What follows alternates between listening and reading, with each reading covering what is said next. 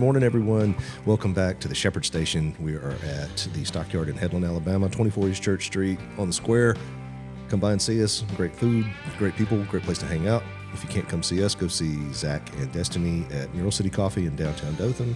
That's where we get all our coffee. They brew everything in-house. It is outstanding. We have a really, really good show for you today. As always, it's me, Eric Duhane, Andy Hughes, and Thomas Brown. And today we have with us Pete Markow. Known Pete for a long time. Pete, I'm going to let you tell everybody about yourself. Very interesting individual. He's been a long-time law enforcement officer and was a retired command sergeant major, right? Yeah. With the U.S. Army. We just wanted to bring Pete in here this morning mainly to talk about some leadership lessons that he learned in the U.S. military and more specifically the Army and some units he served in and some things that he did both here in the United States and overseas, and try to pass these lessons along, because if current leaders and past leaders don't pass these lessons along, then the ones who are coming along, the leaders that we're creating, are not going to know how to lead one day. And there are certain things that are intangibles that about leadership that cannot change and must not change. Would you agree, Pete? Absolutely. Tell us a little bit about yourself. I mean, about early life. I mean, where'd you grow up? I mean, you're a Yankee, right? Unfortunately, I am a Yankee, but I'm a Red Sox fan. We were talking earlier. You hail from Connecticut? I am. I'm from Connecticut. I'm so sorry. Connecticut. No, I'm just kidding, Yeah. everybody. I'm just joking. A very high-tech state, but a beautiful state.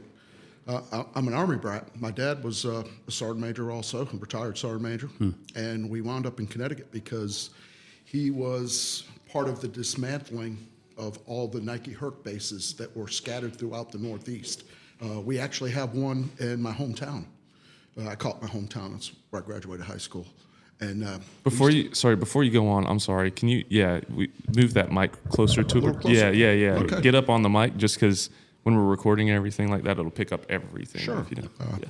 But we used to play at that Nike base, and went to high school. I was a three-sport guy, football, wrestling, and track. I was actually I was a state champ in my junior year and senior year. State champion in what? In which Wrestling. one? Wrestling. I can see that. I've been wrestling no since offense, I was a little kid. but no offense. You don't look like you're built for track. You know. What I mean? Ironically, I started on track as we call it the weight events, shot, disc, and jav. Yeah. And my coach saw that I could actually run pretty fast. Really? And I do run fast. Well, I used to run fast. Not so much anymore. After a motorcycle accident, I slowed down a whole bunch. Oh yeah, that happens. It was ironic because when I was in the Army, I used to run the 2 mile in low 11 minutes. And people like, how does somebody 200-something pounds run that fast? I said, put one foot in front of the other. Yeah. There you go. Faster than everybody else. As long as you're moving forward, you're going. Yep. Don't quit. That's the whole thing. Don't quit. Winners never quit. But anyway, while I was in high school, I was also in this thing called Civil Air Patrol. I started in 7th grade. I was 12 years old. Rapidly went through the ranks there. I loved it. I loved the military life. Just loved it. Now, explain to our listeners what Civil Air Patrol would have been. Civil Air Patrol is the civilian auxiliary of the United States Air Force. Their primary mission is search and rescue. But you wear an Air Force uniform. You learn about military ways, drill and ceremony, customs courtesies, leadership, which, as a kid, you're learning about it. I was head and shoulders above my contemporaries in basic training because I had that. But I was also, when I went into high school, my high school had a junior ROTC program for the Marine Corps. Mm-hmm. And I was part of that. And I was already ahead of people there because of Civil Air Patrol. So it taught me a good base. I had a great example in my dad.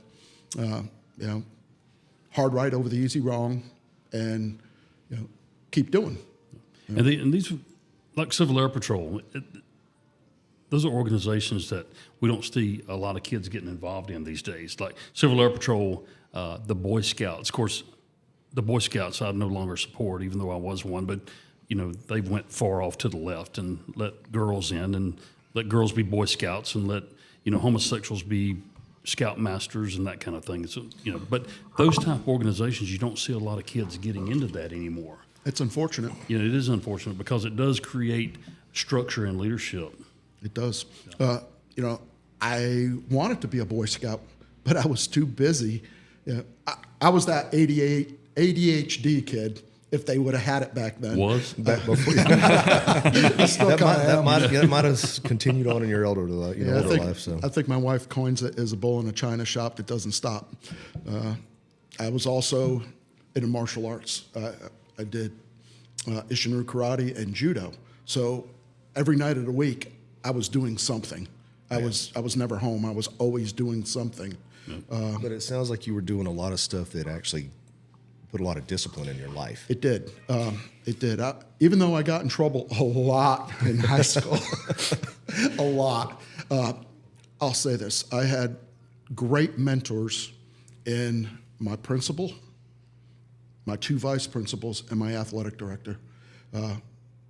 Some of the stupid things I did, I probably would have been kicked out of school if I did it now. Right.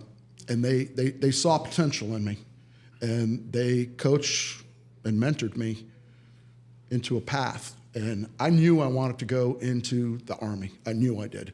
My goal was I want to go in the Army, serve 4 years, jump out of some airplanes, and then be a Connecticut State Trooper.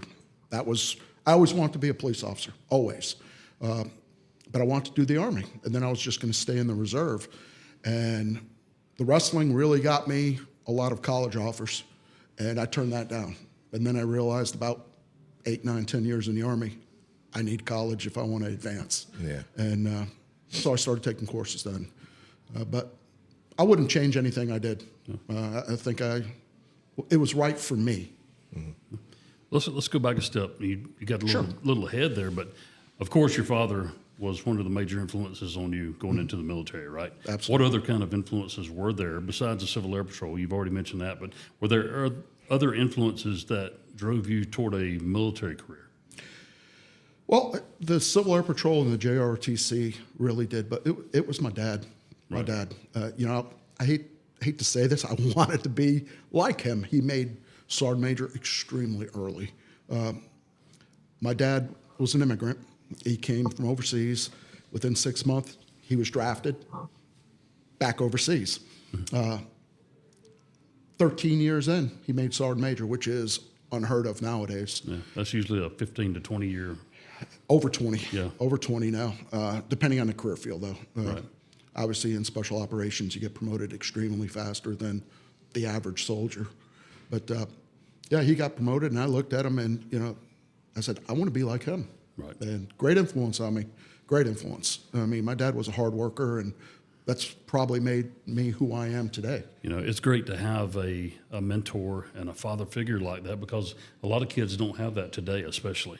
A lot of kids don't have a father, period, in the home, and then a lot of them don't have a very good father figure to look up to or to emulate. It's great. It's great that you had that. So where'd you head to basic training? Tell us about your career path all the way up to Sergeant Major. Well, started off at the infantry school at Fort Benning, now called Fort Moore. Basic, advanced infantry training, and then airborne school. And my first duty assignment, I went over to 1st Ranger Battalion in Savannah, where they teach you the right way. You do this thing that was called RIP, Ranger Indoctrination Program. And it is being force-fed through a fire hose, water. That's what that's way to describe it. However, that was back in the early 80s when RIP was only 3 weeks long. These kids, young men, nowadays they do this thing called RASP, Ranger Assessment and Selection Program, which is about 8 weeks. And let me tell you, they're coming out of there mission ready. I came out of RIP going, wow, I just have to listen to a sergeant, whatever sergeant tells me. These kids now, they're operational. They do demo training, advanced shooting, fast roping, everything in those 8 weeks. So when they get to their platoon, these guys are ready to go to combat. And I know I was pretty much lost as a private. I'm listening to what my sergeant's saying. But I had great leaders starting off my military career. It was the who's who of the Army 20 years later. You know, Sorry about the background noise. these guys, you know, they taught you right, and if you didn't do it right, you kept doing it until you got it right, and you kept doing it until you couldn't get it wrong. It became second nature. And then what year is this? 80 what? You're a little older than I am. 83. 83. So this 83, you still had some Vietnam vets that had actually seen combat in Vietnam that were still leaders there. Yeah, most of my senior leaders, well, I say senior leaders, platoon sergeant and above, were all Vietnam vets. There were a few squad leaders that were still Vietnam vets because we had guys even from Operation Eagle Claw, Desert One, that were there still. I mean, that was just 4 years prior. So we had a lot of guys with combat experience there, and they knew the right way of doing things. You know, there's the Army way, and then there's the right way. Yeah. Exactly. Where did you go from there? How long did you spend in the Ranger Battalion? I spent several years there. I eventually wound up, I got promoted out of the job and wound up at Fort Bragg. And probably in the worst, and I say this, probably the worst leader I've ever met in my life. Did pretty much everything wrong. But he was a West Pointer, and he was a platoon leader that stepped up to the plate to be a company commander in Grenada after his commander got shot. Captain Ritz was the one that got shot. They named a gym after him at Fort Bragg. That's how I remember that one. But this guy taught me more about what I didn't want to be than any other leader. I mean, I just looked at him saying, I don't want to be this guy. I don't ever want to be this guy. And I came up for reenlistment, and I did a tryout for the Division Long Range Surveillance Detachment. 100% Ranger unit within the 82nd, which is kind of rare. A lot of guys come from the Ranger Battalion that are there, so it's already a step above. And I got selected to be a team leader for the one vacancy over numerous other guys, and my commander wouldn't release me. Really? He wouldn't release me. And The same guy you were talking about. same right? guy, What's same the guy. reasoning behind not releasing you? He had Did you ever people find out? flocking out of that company. And when I say flocking, guys were, when they were up for reenlistment, they would go anywhere but stay there. You know, present duty assignment was a reenlistment option, and it was a joke because nobody stayed there. And he tried offering me a school to stay there, air assault school. I said, don't need it. I said, don't want it. I said, I want to go there. And I really want to go back to the Ranger Battalion, but you know, slots are far and few between.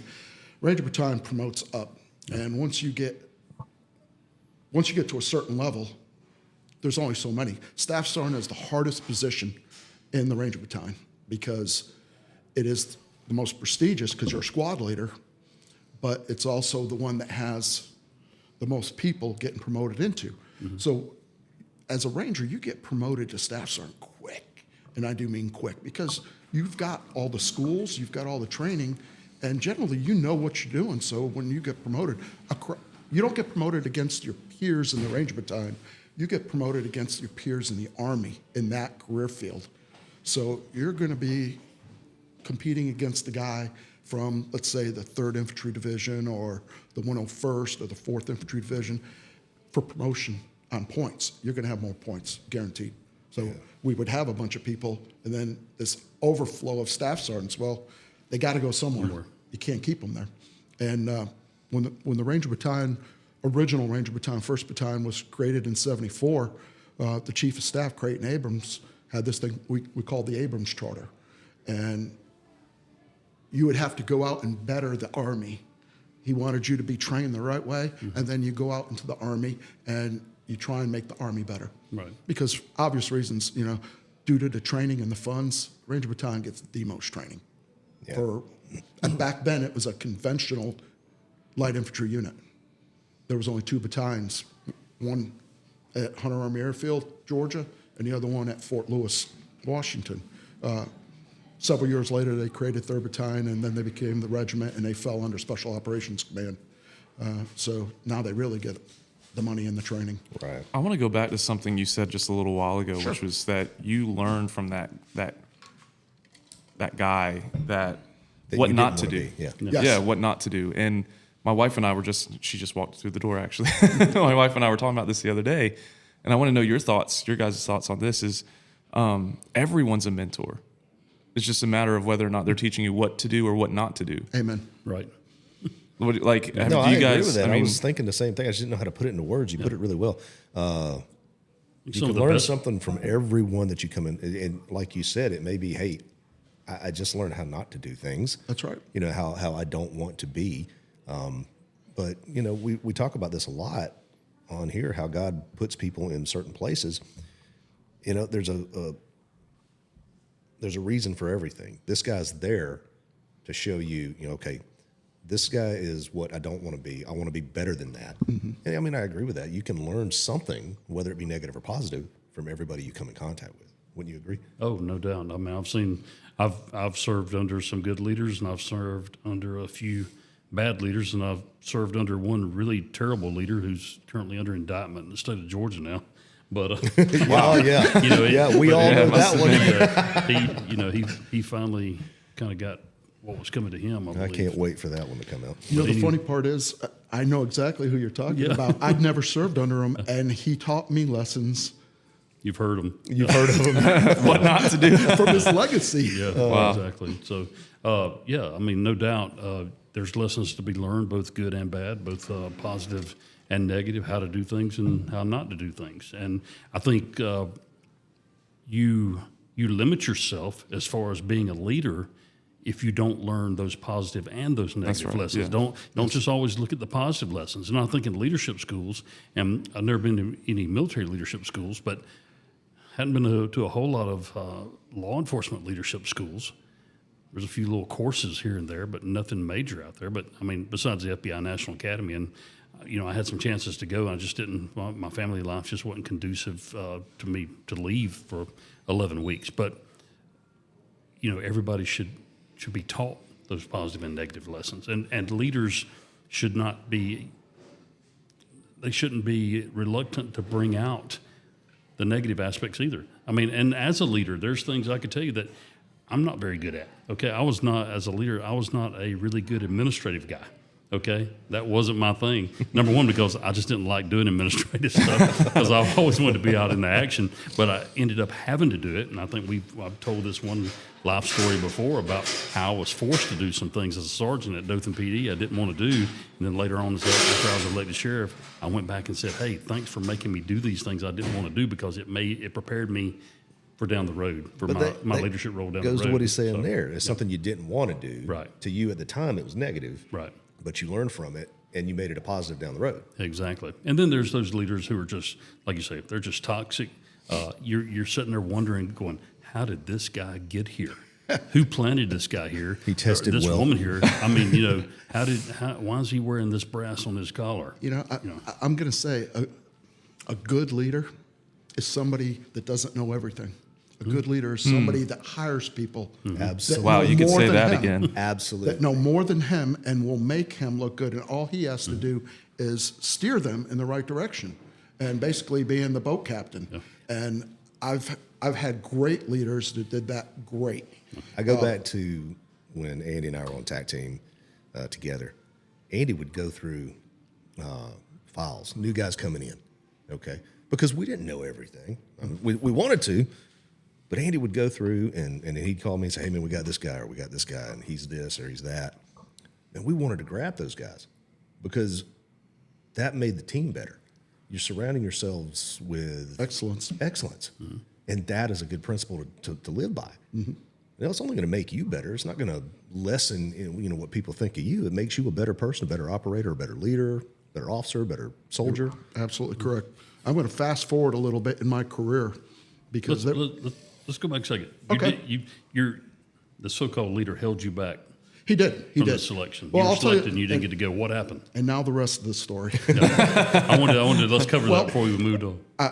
The detachment commander came from 5th Special Forces Group. He was this monster of a guy. I loved him. Halo scuba guy, you know, something I inspired to be like. This guy was if you looked at a picture, that's the guy. Yeah. And I went up and I told him, I said, look, I'm having some problems getting a letter of release from my unit. He goes, but you're eligible for reenlistment. I said, I know. He goes, so what are you going to do? I said, I'm probably going to get out of the Army and turn around and come back to the recruiter and get back in and see if I can come straight to you through replacement detachment. And he says, that's a bad plan. He says, no. He goes, hold on, I'm going to make a phone call. Well, he called the division command sergeant major who runs the show, and that division command sergeant major called down to the battalion sergeant major and says, you got a guy down there who was selected to come up to your division LRS at long-range surveillance, and you got a young captain that's not releasing him. He says, we'll fix that. Minutes later, it was fixed. And I appreciated that so much from that commander of the long-range surveillance that I would have followed him into hell because he was that good of a leader. And that was just one small example.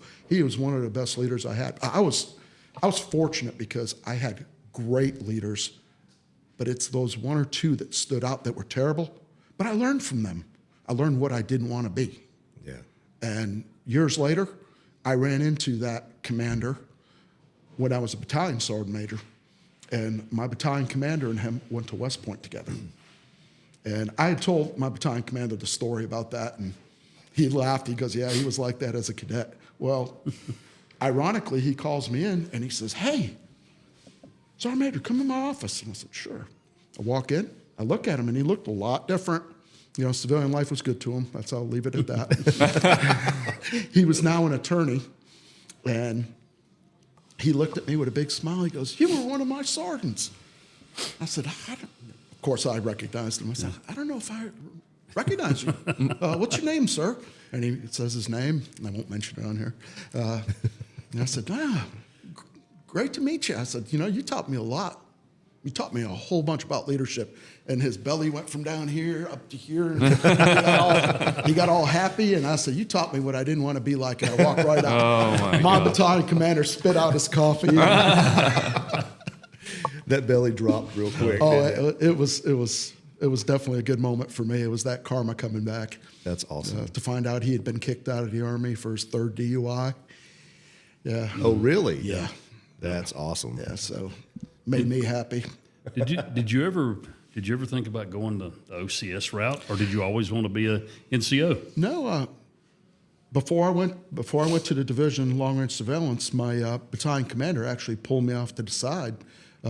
He ended up being a 4-star general. Again, another great leader, Dan K. McNeil. And he says, hey, I was a staff sergeant. He goes, Staff Sergeant Markow, I think you ought to put in for officer candidate school.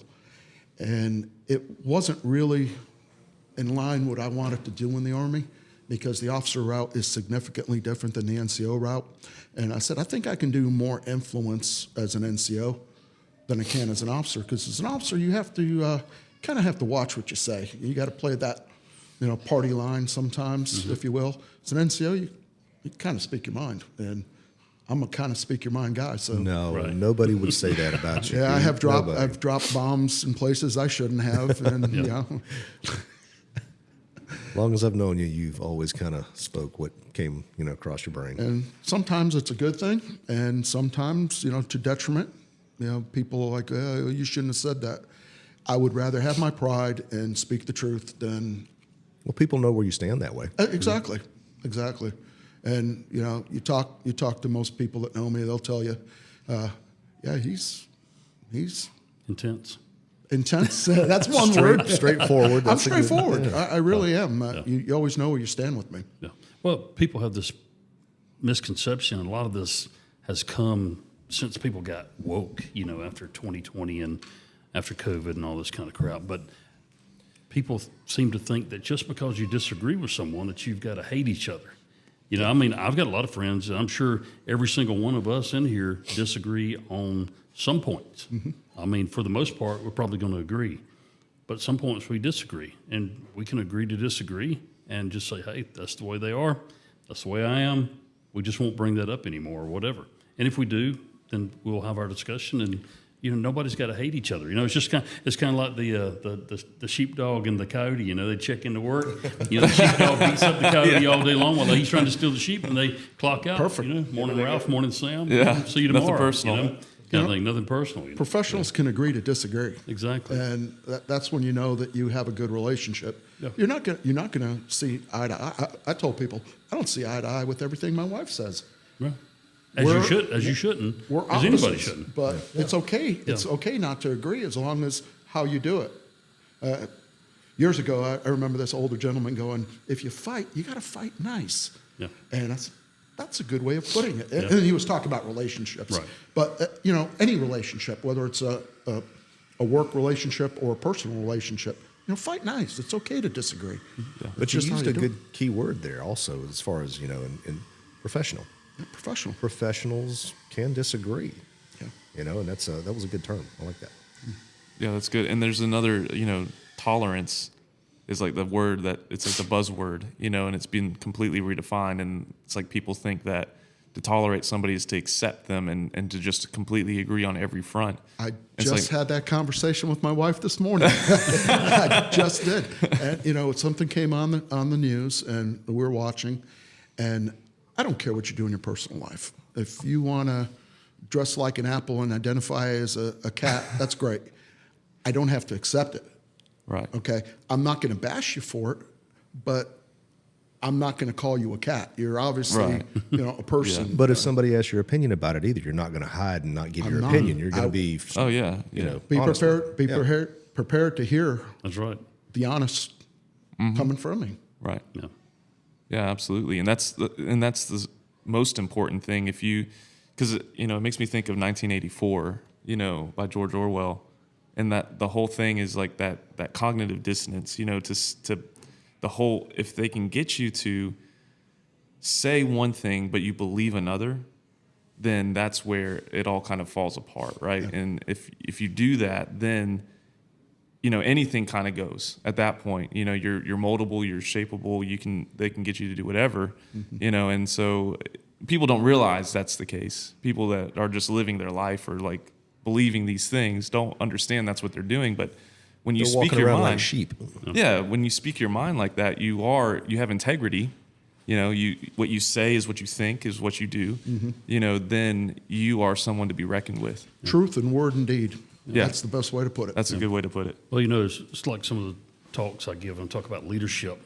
Leaders and anybody else, if you have a set of principles and you stand upon those set of principles, no matter what, you don't bend, you don't break, you stand upon those principles, then, you've got to show somebody respect for that. Yeah. Absolutely. But, just don't violate your principles. If you ever agree with somebody, you can say do whatever you want to do.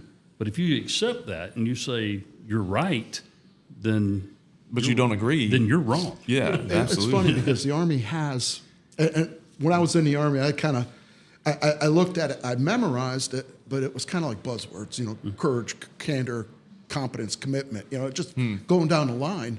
And I never really took them to heart. I lived them, never really took it to heart till I got out of the Army. And then I saw the lack of these traits and principles in people in civilian employment, and it just blew my mind. Hold that thought. That's one of my points I wanted to go to. Now, back a few minutes ago, you said fast forward. Yeah. I cut you off when we went back and covered what we Yeah, needed to cover. Fast forward to what? Fast forward, I was a ranger instructor at the Florida Ranger Camp, and we had a brand new battalion commander come in, and guy that never served in the Ranger Regiment, but he was Ranger qualified, and he's our commander. And of course, he's already, people are looking at him, well, he didn't come from the regiment, so let's test him out. When he brought all the NCOs and officers into the classroom and talked to us, you got a lot of experience in that classroom. You got guys that are multiple combat tour vets and guys that know the right from wrong. And he comes in and he says, only a fool learns from his own mistakes. And there's this long pause. And I'm thinking, okay, turn him off. and then he comes up and he says, A wise man learns from other people's mistakes. The Notebook came out, and I wrote that down. I was like, wow, that is a smack in your face, great statement. Think about it. If you touch a hot stove and you burn yourself, do I need to touch that stove to figure out it's hot? No. Hey, you did it. I'm not doing it. Right. I'm going to take your word for it. That's right. Yeah. And that's a wise man learning from others' mistakes. Yeah. If you do something that didn't work tactically or administratively and it didn't work, do I need to do that? No, I'm going to learn from you. Okay, that didn't work. Let's pull our brains together and figure out a way to make it work, because we know that way can't work. Yeah. So let's try another way. And I think that's something that lacks in the civilian sector. I really do. I've had the opportunity to work for a few departments and since retiring, and I see it. It's widespread. It does lack in civilian law enforcement, I'll tell you that. It does. And you and I had that discussion, or had a discussion somewhere, when you first got here this morning. I'm seeing a lot of guys making, a lot of mistakes in this, and some of them are willful mistakes. Why do you not learning from the things that they see or this guy's messed up with? I don't really understand that. Why do you think that is? Like, what do you think is the problem? Apathy, lack of enforcement of standards. That's a big thing. A standard is, well, let's just say a standard operating procedure, an SOP. An SOP is a written practice that's known to all and practiced to all. And if you're not practicing that standard, like, let's just say a little thing, like a uniform. First, everyone knows that officer presence is the first part of the escalation force. You present yourself. How do you look? Do you look professional? Are you in a clean pressed uniform? Is your uniform correct? Or are you wrinkled and dirty and have dog hair hanging off of it? That has a lot to do with it. Well, it starts with that, the little things. We used to say in the Army, good units do the little things good so you can do the big things better. Because a lot of times you think about it, big things, you don't always practice for these big things. But if you do the little things good and you don't have to think about, like, react to contact. How do you react to contact? It's not something that needs to be said. You must react, otherwise you're going to die. So you do little things. React to indirect fire. You don't think about it, you do it. And if you can't do those little things right, you're not going to do that raid or that coordinated attack or that building clearing well. You're going to suffer casualties. Kind of goes back to that old adage is how you do one thing is how you do everything. True. Yeah.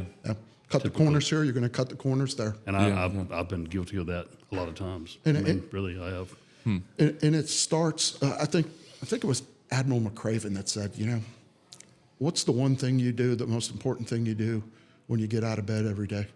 Make your bed. Make your bed. Make your bed, yeah. Next thing, it's not the most important thing you do, but PT, physical training. You do something all the time. And if you do those little things, you're going to do the good things. Yeah, and when we say little, you mean like unimportant? Unimportant. Seemingly Unimportant. Because it's a task. I'll tell you right now. But they establish a procedure and a discipline. Thank you. You go into my closet right now. My closet looks like it was a military locker. My wife sometimes makes fun of me. Well, and you were just talking about your truck out there. Yeah. Everything has a place, and it's not anal retentive. It's not anything like that. It is. To some people, it might be anal retentive. That's the way I was trained. People that don't care. Right. Yeah, that's the way I was trained. So in the middle of the night, when I get a call saying there's a car chase, I put on my clothes and I go. I don't have to sit there, turn on the lights, and I know where everything is. Well, I know we're going to fast forward a little bit, but I mean, you say that because you're still operational in law enforcement. I am. So, and what that makes me think of what you just said, like everything's right where it needs to be. So when I'm ready to go, I'm ready to go. There's the Benedictine monks, the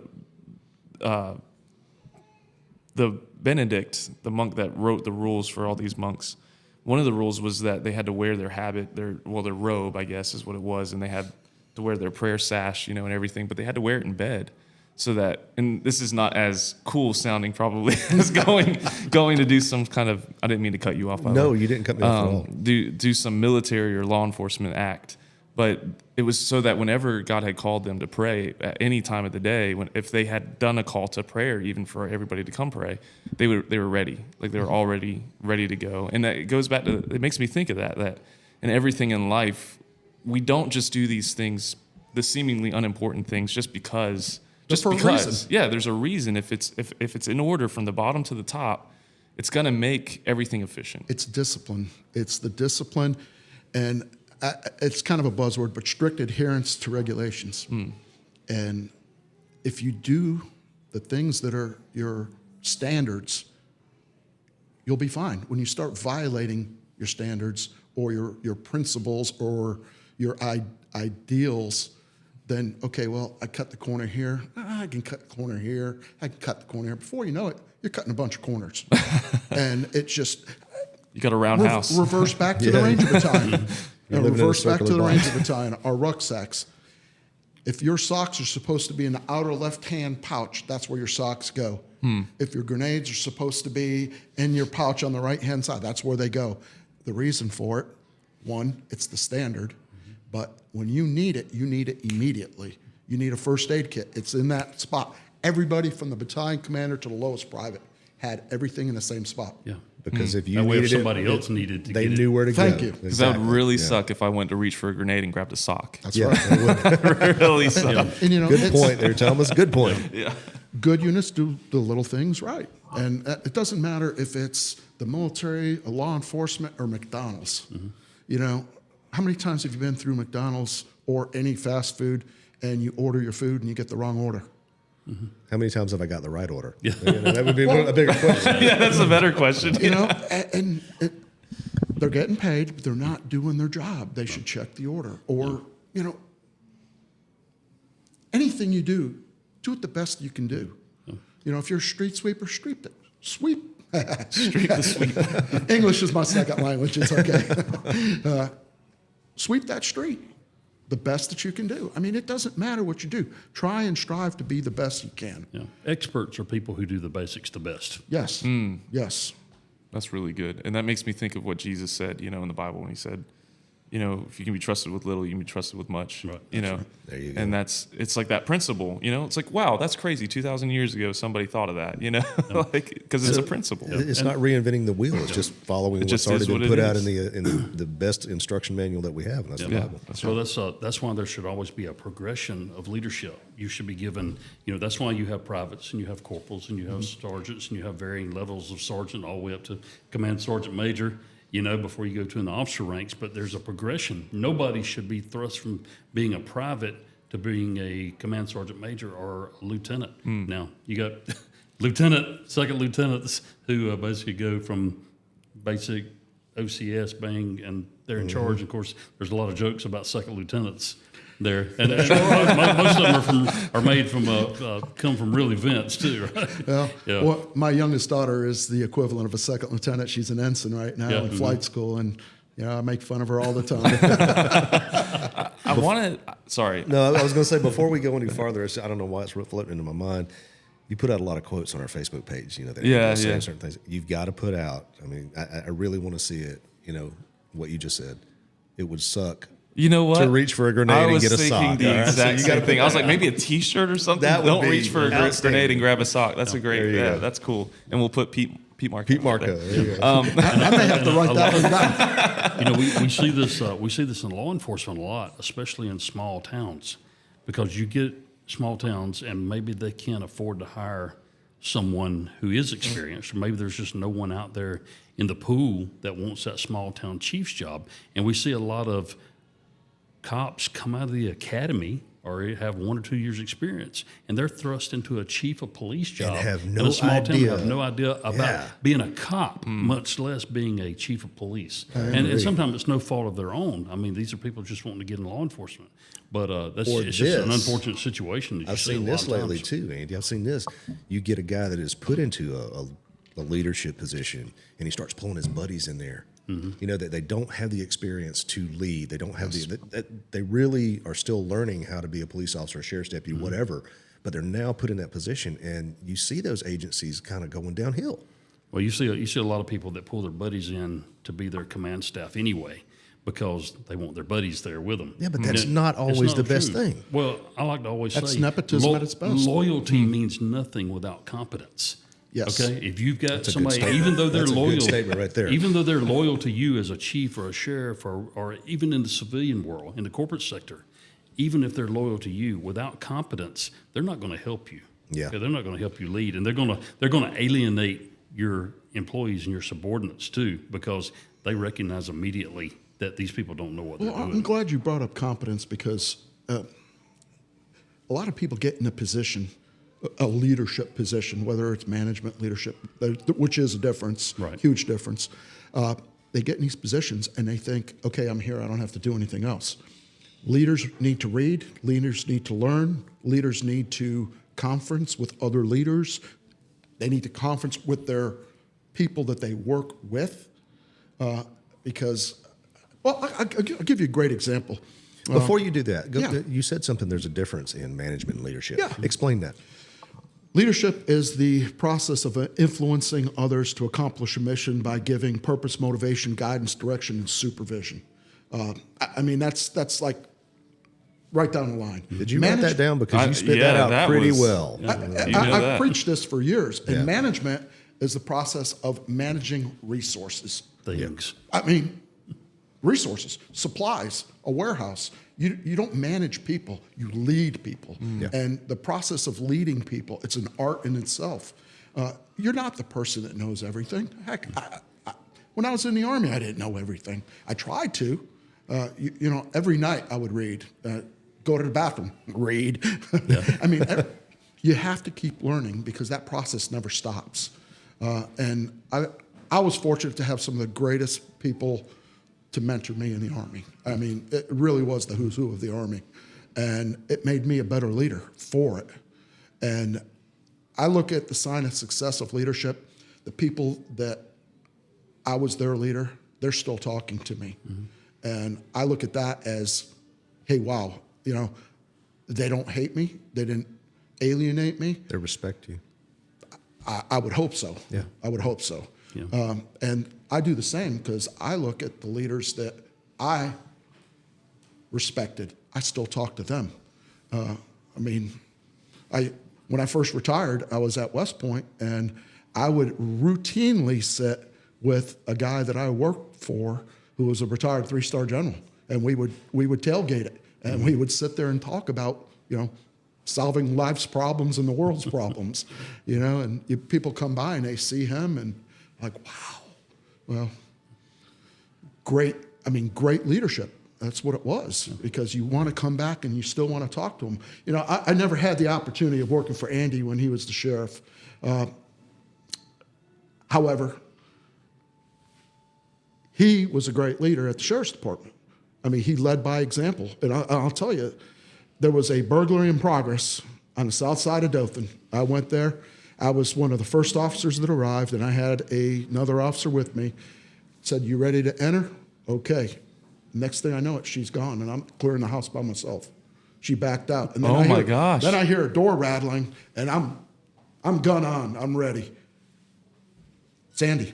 Yeah. With the homeowner, and we continued clearing the house. Yep. You know, and that's Wow. leadership. Well, I'm That's not- leading by example. And I'm not You know? saying, I mean, he was, and I'm not blowing smoke up his, skirt. And I'm not either. But the thing is, that I'm not, because he's sitting here, because I'd like to bust his chops all the time. But routinely, when I was working for Houston County at night, 11 o'clock at night, you'd hear, 3801. And then you're like, whoa, he's out. That I remember I've said those this before. days. That's big, because Are you all allowed your- to say what that is? What's a 3801? That was my call. That was his call. I was about to say, Yeah, is that that was like his the call. president is now leaving? that's- The eagle has flown. No, that's just a sheriff's call number. Yeah, whoever that's the all. sheriff That's may all. be. He was 01. He was the the sheriff. But you hear that number and you're like, you almost kind of get this. All right, he's out. All right, he's out here with us.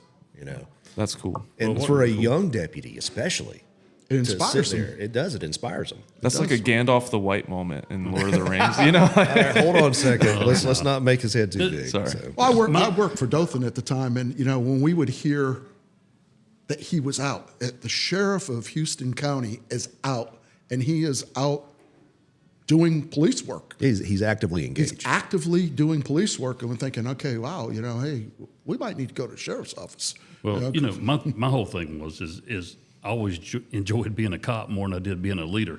I mean, really, that's just it just so happened that you doing that would make you a good leader. Yeah. Well, I used to tell people, I said, I'm just a cop too. I just happened to be, the person that was in charge at the time, but cop first, and real leaders. And going back to real leaders, don't always have stars or bars on their collar or stripes on their sleeves either. There's two types of leaders. Yeah, I mean, and then in a moment where you need a leader the most, sometimes those type of people are the ones that really step up. You have your formal leaders, the people that actually wear the rank and have the title, and then you have your informal leaders, the people that get stuff done. That's right. Yeah. A lot of people have a misconception, especially some leaders, that once you put some stars or bars on your collar or stripes on your sleeve, that automatically confers wisdom upon you, is not the or case. leadership skills upon you. That's not necessarily the case. I mean, there's a lot of leaders that are informal leaders that don't want to be in a formal leadership position for whatever reason. Maybe they've been in a formal leadership position, say in the military, and then they transition into a law enforcement career, and they're like, hey, I've already been a command sergeant major or an officer or whatever the case may be in the military.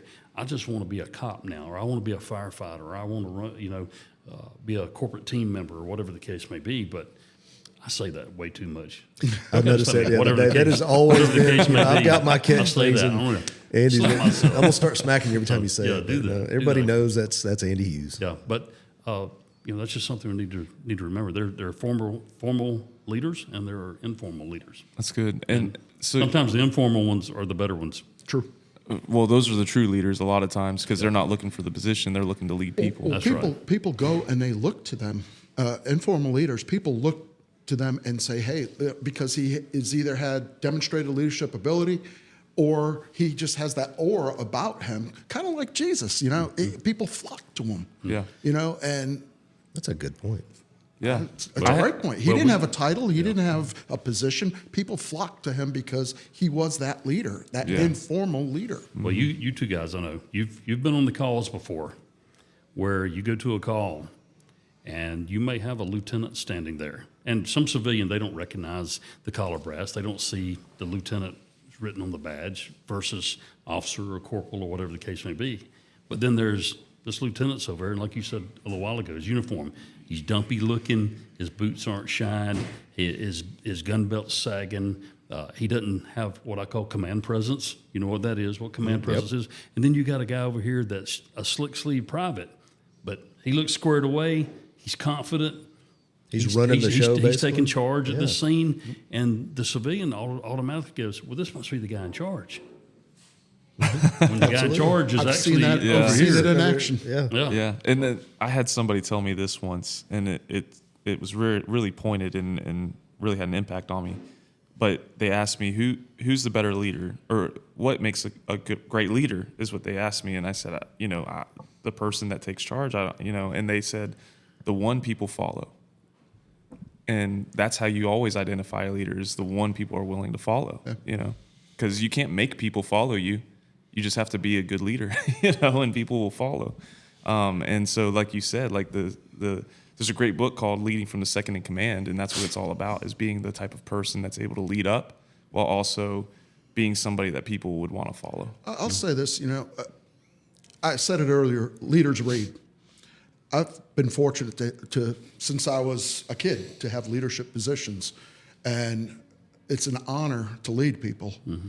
And if you looked at my bookshelf, I have so many different books on leadership, and I'm still wanting to learn more. I'm not in a leadership position now. I'm responsible for me and my dog. That's it. And sometimes it's a good thing, but I always aspire, how can I make it better? How can I do better? How can I better myself? How can I better the people I work with? Because a leader wants to better his followers, or his subordinates. I hate using that word subordinates, You want but to create future leaders. it creates future leaders. Leaders create future leaders. And, it might be a buzzword, but it's true. If you're a leader, you want to be able to have that person step up. Something we did in the Army on a regular basis. We would eliminate our senior leaders out of that unit, go do something, and we'd put the junior leaders in those senior positions and have them lead, because it should be a seamless transition if you're not there. If I died today and I'm in charge of ABC company, my next in charge should seamlessly fill that slot. You should skip a always beat. be training your replacement. That's Yes. right. Man, Absolutely and right. that is like the most important thing. I think you want to have job security, learn how to do that. Yeah. How many combat deployments did you do? A lot. So A You lot. name a few countries you've been in? Grenada, Panama, Central America, Iraq, Afghanistan, Somalia. you went to you went pretty high up in the special operations community. We don't want to go any farther than that. We'll leave it at that. So you've been all over the place. I really have. I've had the opportunity to meet interesting people and do some interesting operations, and I love it. It's something that is in my past. It's made me who I am today for sure.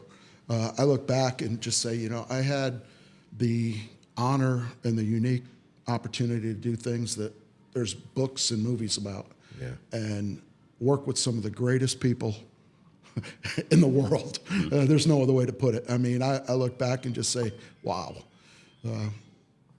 And I always wanted to be a cop. That's the funny part about it. I only wanted to do 4 years and get out, but I was loving what I was doing. How many years you end up doing? I did 23 years. 23.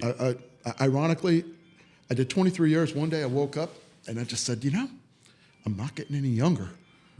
And if you rewind, when I was a ranger instructor down in Florida, I had actually was a part-time deputy because the way the schedule worked down there, they had a nighttime academy that you could go to. Right. And it was Monday through Thursday, a few hours a night, and then all day Saturdays. And I did that, and I was working for this county sheriff's office, and I was a senior NCO at the time, and I was going to get out of the Army to go be a deputy sheriff. I loved it that much. And this sergeant that I was aligned with, he sat me down. He says, "Look, Pete, I'll make sure you don't get a job here. Seriously, you need to retire." And I was like, "I thought you liked what I did for you." He goes, "I do. You got the best stats here. However, get your retirement first. Get your retirement. Smart. Law enforcement will always be there. And you'll get hired. Trust me, you'll get hired. Just keep your same mentality. You'll get hired."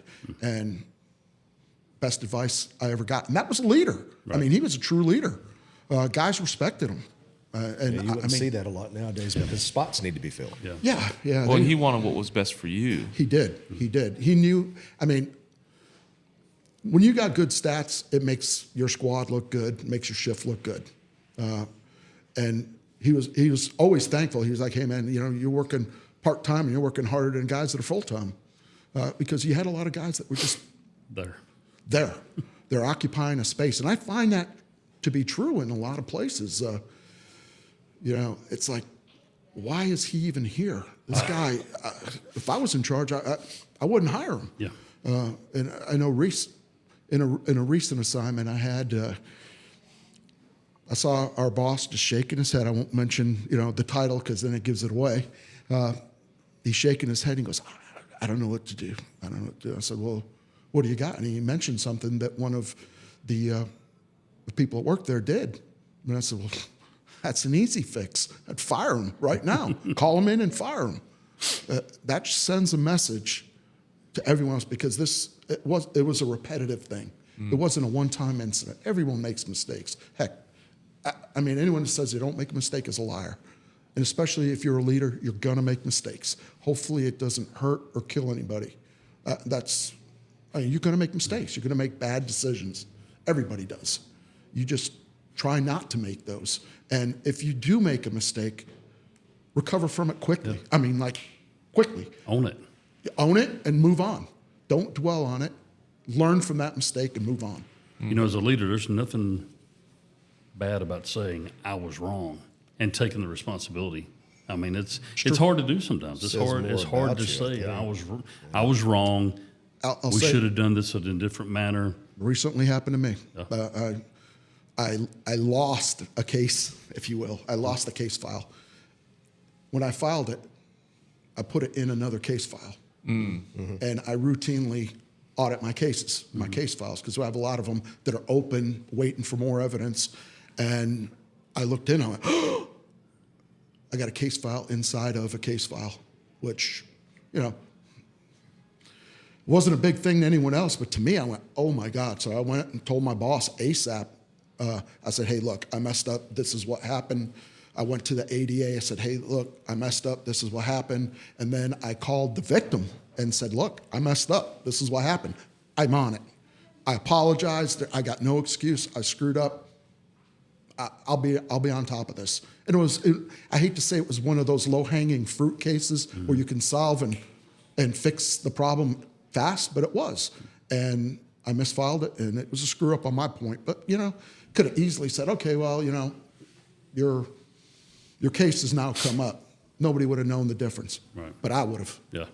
You know, I'd rather have my integrity than Oh, I see. sit there So it was making like an excuse. something that you needed to take care of, but it had gone missing, so you guys didn't. You didn't misfiled it. I gotcha. Okay. misfiled it. Yeah, I see. But you own it. Yeah, you own it. Yeah. I owned it. I mean, you stepped up and you You said, make hey, a mistake, you messed own it. up. Yeah. Well, and it goes back to what you said earlier, which is it's okay to say I don't know. The best leaders don't know. That's right. A lot, but they get the people that do. You know, they're able to manage those people well and lead them well. Right. Yes. I keep looking at I'm sorry, I know you about it. I keep looking at a question you wrote down there, and that was a good segue into it, the examples. Because you said you did a lot of deployments. Yeah. I was fixing to go into Okay. that. All right, yeah, go ahead. No, go ahead. Go ahead. You know, there's many lessons, I'm sure, to be learned from combat situations. But is there any one particular lesson, leadership lesson learned in combat that you learned, whether it was from yourself or from someone else? There's so many. I mean, pick a. It'd be hard just to pick one. I look back and there's so many opportunities to learn. And I'll say it every time that when we had an operation, every time we came back, we did an after action review. You've got to. And what did we do good? Not what we did bad. What can we improve on? Because you don't want to focus on bad. What can we improve on? Everybody has something they can improve on. And then what are we going to sustain? And we wrote it down. And that's something that lacks in the civilian sector. You know, it just lacks. I was involved in an incident recently. It was an officer-involved shooting, and there was no after-action review. And part of me going, there were mistakes made, lots of mistakes made, and we're not capturing those mistakes. Well, the simple fact that you didn't talk about, well, you didn't have the AAR after. We didn't. You know, that's something that's foreign to all three of us sitting here. Yeah. You know, you had any event, any critical incident. Professionals do that. You sat down and you said, okay, it's like you said, you don't want to focus on the bad. You want to learn from the bad. Okay, this is what happened. This was not good. Yeah. But you focus on, oh, we did this well. How do we improve that? And the fact that you didn't have that blows my mind. You know, I think the most dramatic event wasn't a combat event. There's two incidents where there was fatalities in training, and they still bother me to this day.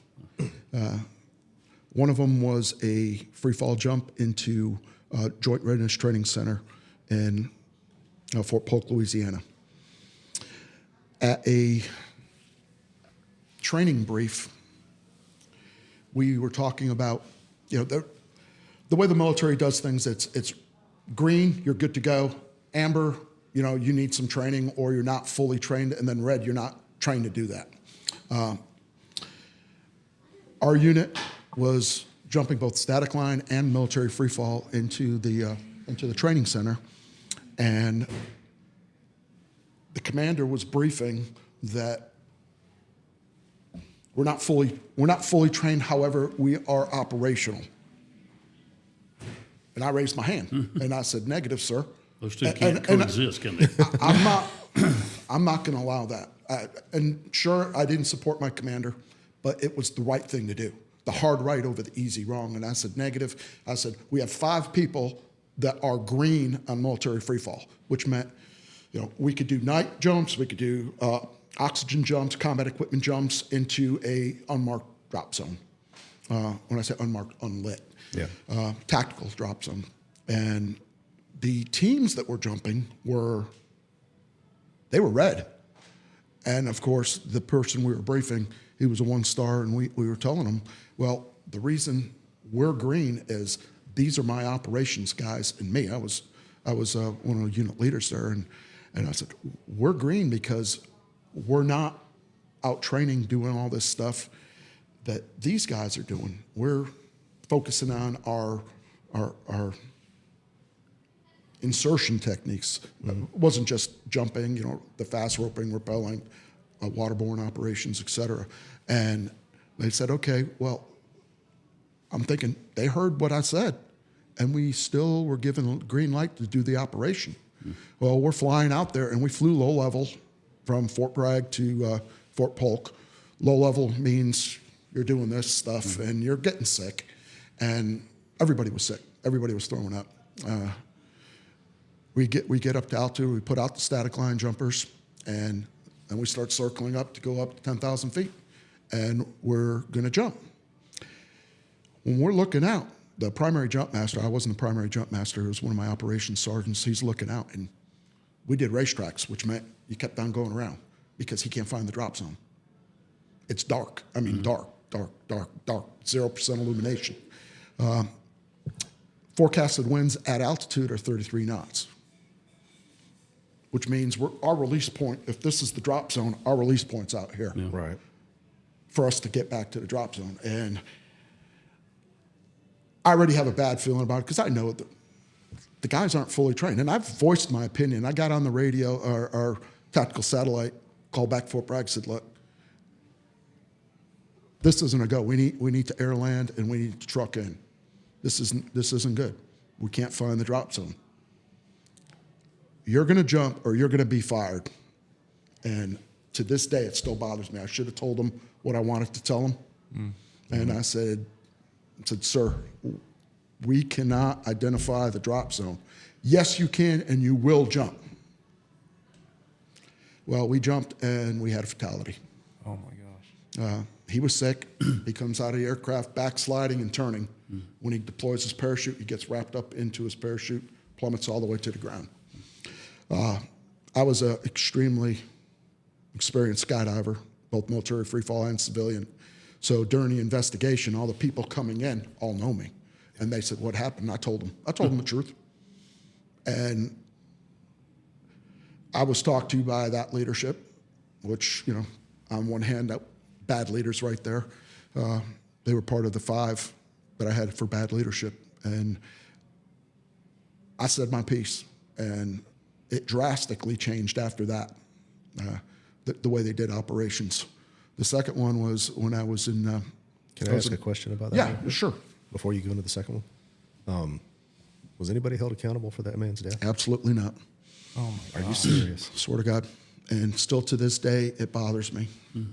More so than combat, because in combat, you expect people to die. Yeah. You hope that they don't, but there's bad people shooting at you. Yeah. And usually, I'll say it, you're outnumbered. Because when you're working in small operational teams, you're going to be outnumbered. But because of your dedication to duty, tenacity, and training, you're going to go out there and you're going to do bad things to bad people. Yeah. In training, you don't expect that to happen. And you expect your leaders. There's no one mission in training that is so important that it kills or maims somebody. Nothing. I don't care who you are. These people are trying to punch their ticket to make it to the next level. And to this day, I still regret that. I still regret it. I should have said, no, we're not doing this. I was a senior NCO on that aircraft. I should have said no, and I hold myself accountable to this day for that. And it's just, I learned from that. Never again. Yeah. Never again. The other incident was prior to this, when I was an instructor at the Florida Ranger camp. When I got there, I'd always known about the incident that happened in 1977. 2 students died on a waterborne crossing of the Yellow River. And I said, what do I know about it? Because I remember hearing about it when I went to Ranger School. Did they drown? They died from hypothermia. Hypothermia. That wasn't the last one. That wasn't the last one, no. Right. And I asked, I said, I remember him talking about it when I was a student, but when you're a student, you're surviving on an hour and a half a day of sleep and, a meal and a half a day. You're only thinking about food and sleep. Accomplish the mission, food and sleep. So I said, during my in-brief with the battalion commander, I said, I'd like to see a copy of the 77 incident report. For what? And that took me back. I'm like, I want to learn what happened there so during my stay here, it doesn't happen again. And I read it. They had it on file. I read it and kind of said, okay, stood up here. As I do my instructor training so I can work with the students, get out there and I'm noticing we're still doing some of the same things that they were doing in 77. And, when I had the opportunity to talk to the battalion commander, I told him, I said, sir, why do we still do this? If it killed somebody in 77, it's going to kill somebody now. Well, fast forward to 1995, February 15th, 1995, the date, I'll always remember. I had worked downtown as a deputy. I come home after about 3 o'clock, and I'm sitting there, and I hear the air raid siren go off. That was for the medevac to launch the aircraft. So instantly, I turn on the radio that's in my house, and I'm listening what's going on. And I called the battalion staff duty, and I said, do I need to come in? Is this, real? And they're like, yeah, water's rising fast, and we got hypothermic students. So I start grabbing guys in the camp. Let's go, guys that are off duty. And we get in pickup trucks, some of us in uniform, some of us not, and we go in to help. Normally, you would get in trouble for that. We get out there, students coming out of the swamps with no rifles, students come out of the swamp, one here, one there, without their ranger buddy. Then I hear, he's not breathing. I go in there, and for the next several hours, I'm with this student. We're cycling CPR. We're driving him down to the camp in a military ambulance, transferring into a civilian ambulance. They're assuming we're medics, so they let us keep working on him. We get down to Eglin Air Force Base, and I'm down there with the people, and they're doing a bang-up job trying to save this kid. He was the captain of the West Point karate team. Still remember his name, Kurt Sansusi. Stud-looking dude. I mean, he was a stud. And they're working on him. And doctor comes in and says, hey, your buddy wants to talk to you. I said, my buddy? Me and another instructor are right here. He goes, another one. I said, who? I walk in. It was a guy that they had pulled a sheet over his head. He was dead. He came to life when he warmed up. Wow. Unbelievable. No way. I mean, Oh my gosh. Only that was an act of God. Yeah. It really Yeah. was. Years later, I saw him at Fort Bragg, and I saluted him, not looking at a name tag, and he didn't return the salute. He gave me a hug. But in the aftermath of that, we had so many investigations, and I don't know if you remember when I was talking about this monster of a commander I had at the Long Range Surveillance. He's now a full colonel, and he works on the Department of Defense Inspector General team. And he comes up to me and said, Pete, what happened? I let him know. What time of year was this? It was February. Yeah. February. Water was... 60 degrees? Our or something? standard was if the water was 50 degrees and the temperature was 50 degrees or greater, we went in the water. There was no submersion limit charts, how long you could stay in, at what level. We got really smart on that. And after that, I got pulled. A whole bunch of people got fired for it that were out with students. But I got pulled to be the battalion operations sergeant. And we basically recreated that field problem and tried to make as safe as possible.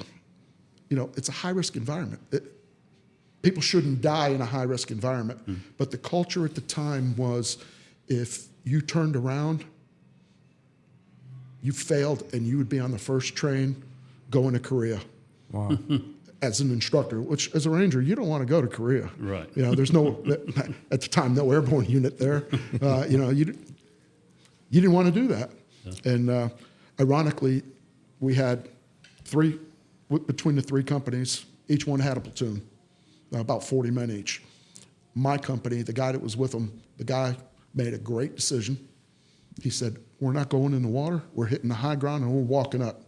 He ended up being the hero of that because none of the students that were with him came down with hypothermia at all. Wow. The rest of them, oh my God. Helicopter comes in to take the initial students out. Well, helicopter's hovering overhead with the jungle penetrator coming down to remove them students. What's happening to these guys? Wind chill factor. Right. Yeah. And the water rose from knee deep to neck deep in a matter of a couple hours. The Blackwater Bay, it was like a cork. It was high tide. It was like a cork in the river. It had rained in Georgia and Alabama, and it was flowing down the Yellow River. It basically just rose. The swamps filled up like that. How many birds did you have in there pulling students out? We had one bird at the time. So you're pulling one student out at a time. We had one UH-1 helicopter, which doesn't have the loitering capability of staying long. It gets that student, it's got to go back.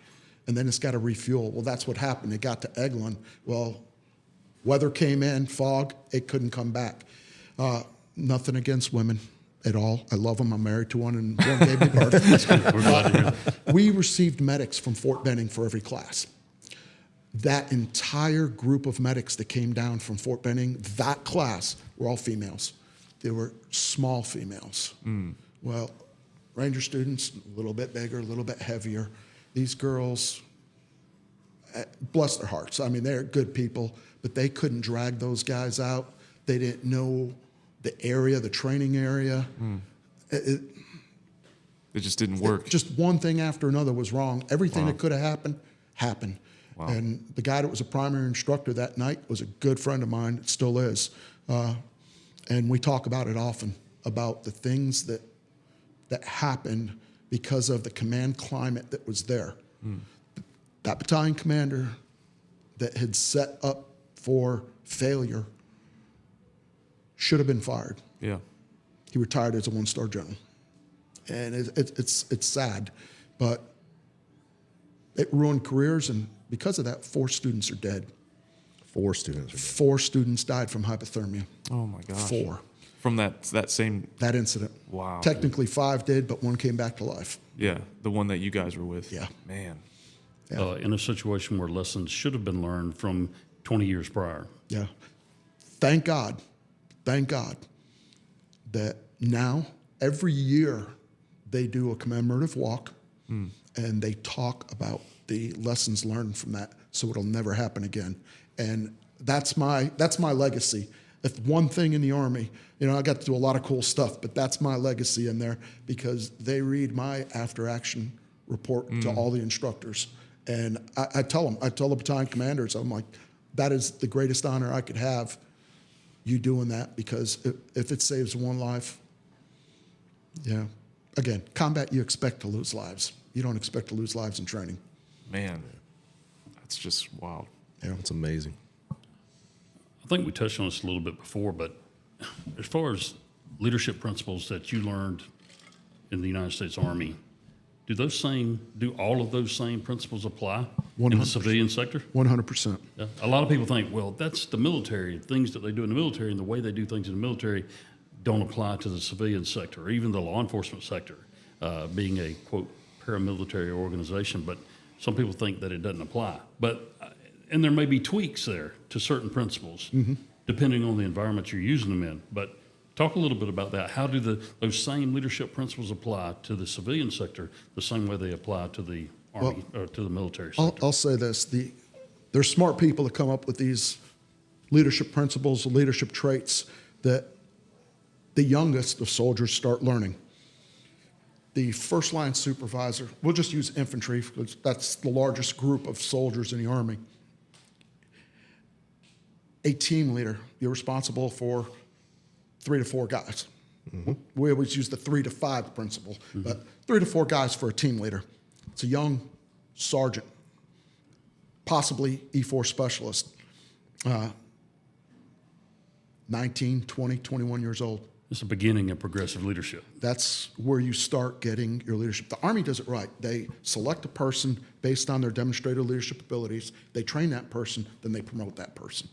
Civilian sector doesn't do that. They promote somebody and then try to give them that. And then they try and get them into a training for that position. However, because of what you're doing and your operation tempo, you never get the training. You know, And some people are just not leaders. exactly. They're just not. They're, you know, I'll say it, there's nepotism in the law enforcement community, and people get promoted based on who they know. Or he's a good old guy, and I'm going to keep him, you know, as an officer and, you know, officer, corporal, sergeant, lieutenant in the same division. So now the people he grew up with, he's leading. And I use that term loosely because those are his boys. And, you know, when they're calling him at work by his first name, Yeah. you know, I still don't do that. But a great friend of mine that I was on the SWAT team in Dothan with is a police chief in my community. I call him chief. I call him chief. He's earned that title.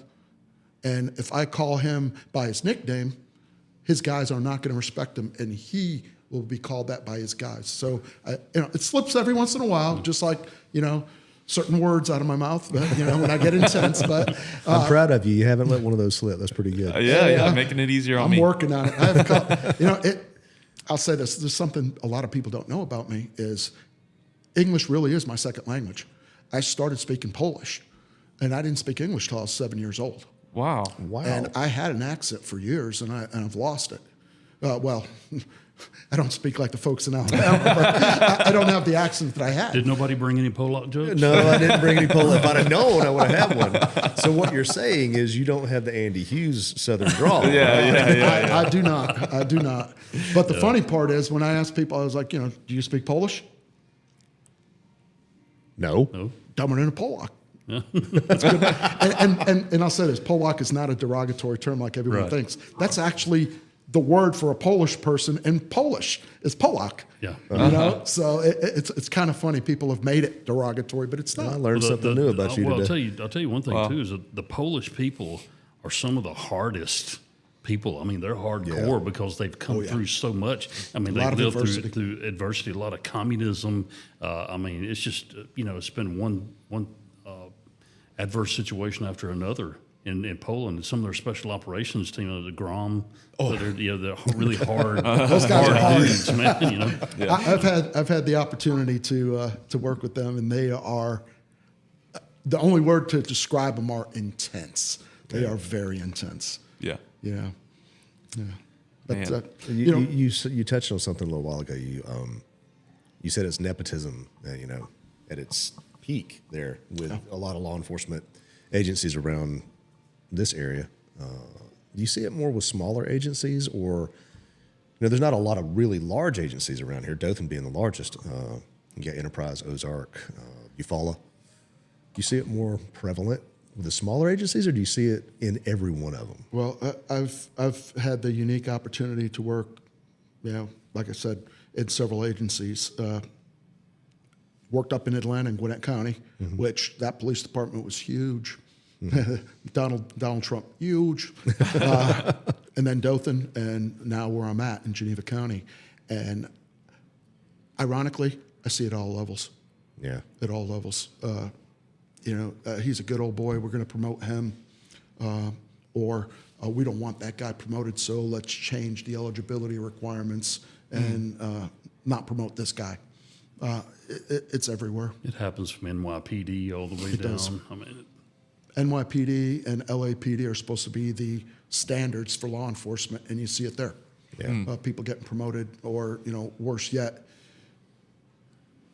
people that are unqualified.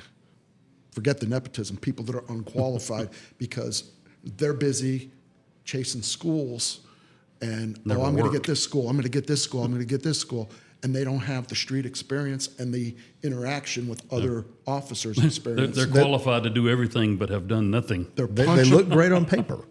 Yeah. You know, See, what you said just now. Yeah. They're qualified to do everything but have done nothing. I have a saying that says, "Been everywhere and done nothing." Yeah. So it's great minds think alike. Yeah. that's scary. And I have several new examples of that, and I just look at people going, I don't trust this guy to tie his own shoes, let alone lead a squad of officers or lead a team, or. And then on the other hand, there's guys that zero military experience or zero official training of people or leadership training, and they're great leaders. So it's hit or miss. It really is. What I don't like about the law enforcement community as a whole, I mean, I love it. Don't get me wrong. I love law enforcement. But we don't train our guys to be leaders. We don't train them. And the ones that do have the unique opportunity to sneak away to some training, are they the right people? Yeah. Probably the best training opportunity you can have is the FBI National Academy. Far and few between slots. And if you can get a slot, you're absolutely lucky. But do we always send the right person to that? Some of the dumbest cops I've ever seen had master's degrees, and some of the best ones I've ever seen had a GED. Yep. I mean, truthfully. Yeah, it's true. Some of your best street cops have barely a high school education, but they're street smart, and they know the people, and they know where to look. Yeah. And those are the guys that I want on my six, not that overeducated guy that tests well. That tests well. Yeah. I mean, it's important to be educated and test well, but that's not the only thing. It's the whole concept. I'll tell you a quick story on this one. And when I was in the academy in Gwinnett County, we had a large academy. They went through everything. They purposely didn't put me in position. They always called me Sergeant Major, too. They wouldn't call me by my name or my roster number. They'd call me Sergeant Major. And I'm like, God, please don't do that, because I'm no longer a Sergeant Major. I am, roster number 719. Do that. And they went through everybody, and they pretty much fired everyone because they were screwing up, because they didn't have leadership training. They were mostly young. The one other older guy with me was a former cop in that department. So they were like, we're not putting him in either. We're not putting him in. And then one day they just came up to me, the academy staff, and said, hey, we need to see you in the office. I said, hey, we would like to make you the class leader. Would you be interested in it? I'm thinking, if you're appointing me, yeah, I'll do it. I did say, though, but you're going to have to understand, I lead the way I lead, and you're going to have to let me lead that way. What is your goal? Why do you want me in as the class leader? And they said, well, we want our PT scores up. We want the guys' grade scores up. And, we're seeing a lot of uniform violations. I said, not a problem. I can make that happen. Right up my alley. But you got to let me lead the way I lead. And the first thing I did, we had, in a unit I was in the Army, we had this thing called 360 evaluation. Your boss isn't evaluating you. Your peers are. Mm-hmm. What do you think of the peers? And it wasn't a yes or no or, ABC answer. It was fill in the blank. Mm-hmm. You get an honest opinion. And I told them that. I said, look, this is what we're going to do. And a couple people got, alarmed over it. And I said, did they have to, put their names on that? Or nope. Okay, it's anonymous. Okay. It's anonymous. And we did that and let it out. Well, it came back to the academy staff. They knew nothing about it. Mm-hmm. The staff didn't know anything about it. Well, one of our classmates was actually dating a sergeant in that department that used to work in the training division. And she mentioned something to her partner, and it came back, and they were like, we know nothing about it. So they asked me, and I said, yeah, it's so people know what we think of each other, and hopefully you'll be better. I don't care what the leaders think. I care what my workers think. Am I doing a good job? I want them. They're the guys that have my back. Yeah. That instructor, I'm just a number to him. Mm. It's what these guys think. And it's important. When I came to Dothan, I was a slick sleeve officer, not in charge of anyone but myself. It's a great feeling having gone from being in charge of 22,000 people scattered out to myself. Be where you got to be with what you have to have on time, which means you're 15 minutes or more early, and do your job. And do your job. Yeah. And at the end of the day, make sure your boss knows of any critical incidents. Get there, and they put me on the recruiting team to recruit officers. And they said, we want you to talk at military bases. I said, okay, great. Well, the deputy chief at that time, he came in and he says, hey guys,